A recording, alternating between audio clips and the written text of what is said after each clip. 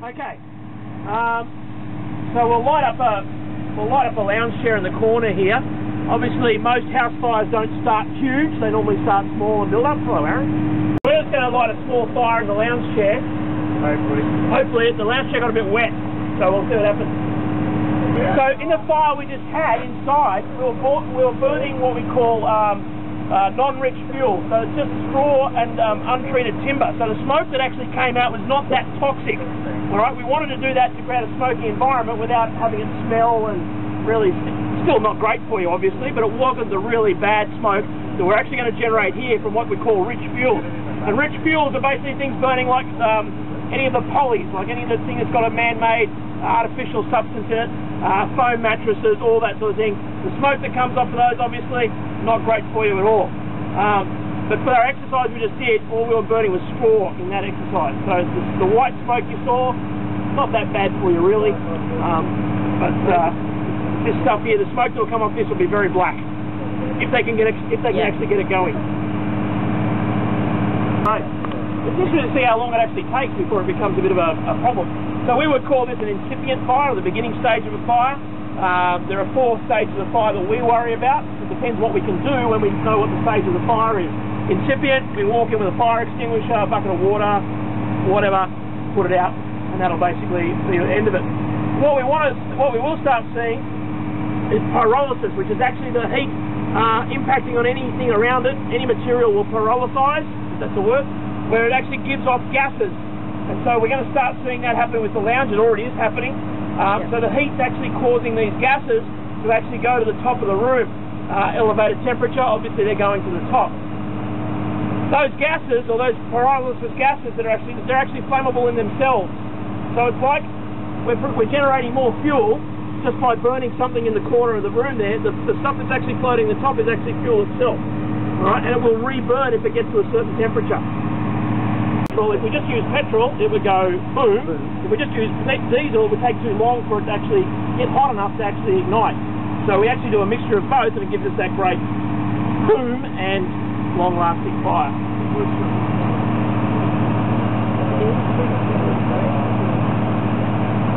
Notice how the windows are starting to steam up. That's all the water boiling, like steaming off the actual lounge. The first thing we actually get with any fire is water vapor out of the products that are around, even the walls, floors, all that sort of stuff. Is going to be water vapor. We still call this incipient. It's about to go into growth. And the reason we talk about growth phase is when we start seeing a black layer on top of the roof. So what we're looking for, if we're arriving at this situation, is where the layer is at the top of the roof. It's called the neutral plane. And what it actually is the building of hot gases up in the top, and it's gradually getting bigger and bigger because it's being fed by the fire. And as it comes down lower and lower, we'll get to a certain stage of the fire where we won't be able to go in and fight it at all, because we'll actually get to what's called flashover, where the whole room is black, it's full of smoke, but remember that smoke is fuel. Alright, so we've always got to remember the smoke in a house fire is fuel. Alright, it will burn again. Pretty hard to see because the windows are fogged up here, but there is a black sort of tinge starting across the top. Yeah. Yeah, you can see it when you thank you. Well, that's handy. Do the rest of it for us.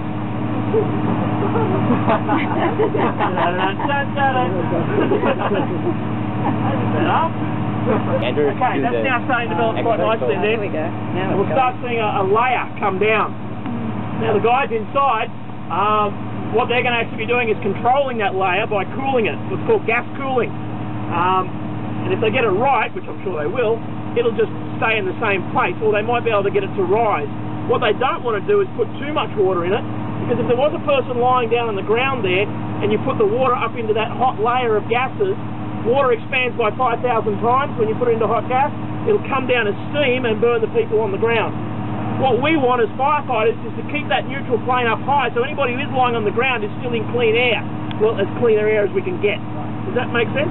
Yep. We don't want them to basically be steamed by the heat coming down, by the hot water coming back down on the ground.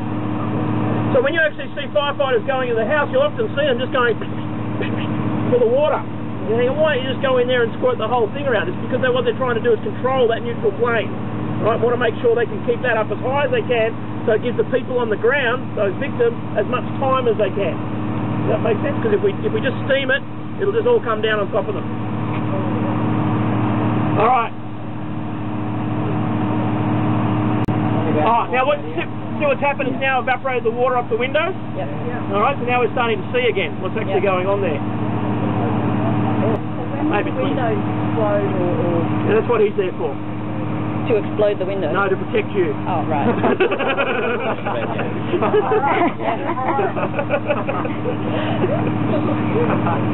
We're going to try and do it so the windows don't explode. We don't want the windows to explode. We'd prefer it. Yeah. Lounge is 550 at the fire, okay. 160 at the roof, 550 where he's actually got it in the corner there. He's just moving it around. Just moving it close up and down the hole. Look what's happening in the glass. See the water on the glass? All just evaporating away. Yeah, thank you. How long will it take from you wait for the camera to go take the house out? Take the house out? Well, we're not near flashover yet. Flashover, we'd actually see that really thick black smoke where we wouldn't be able to see fire. That's where we're going to flashover. Flashover is the thing that's going to kill the people. It's when everything in the room gets so hot because of the gases that have come right down. That neutral plane's down here somewhere. And everything gets so hot in the room it just combusts. What about the ceiling to the roof maybe start to Okay. Okay, windows are cracking. Yeah. Yep, we'll go back a bit. So we're just drilling that layer now. You'll be able to control that, that'll be fine. That's very black. Just not the back there. Them or? Okay. So the gases were getting a bit hot on the ground for them. Thank you, Brendan.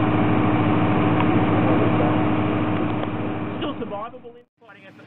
For people inside, too bad, so sad. Neutral plane up here when we get here. Depends when we get here, how long it takes. Then we give that a go. Come in, gas cool, push that neutral plane up. Survivable down the bottom there. Drag them out, get them out of that environment. What's actually going?